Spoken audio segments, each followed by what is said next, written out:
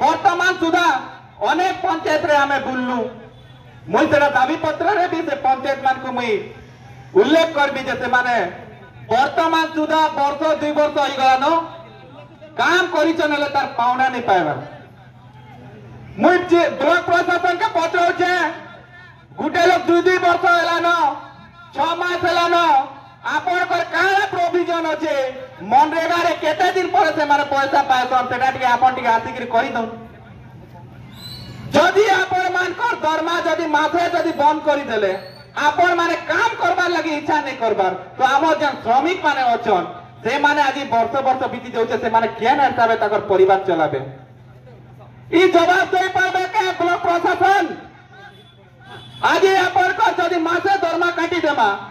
आपन सते एना काम करि पारबे निंदा करूछु ई भलिया ब्लॉक प्रशासन रो कर्मचारी एवं ब्लॉक प्रशासन रो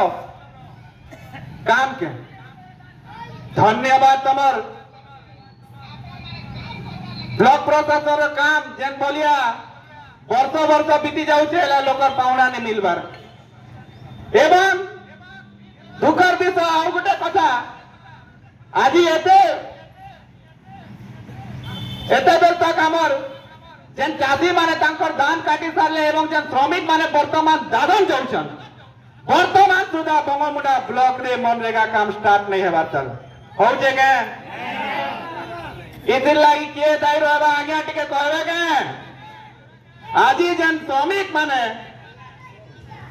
मनरेगा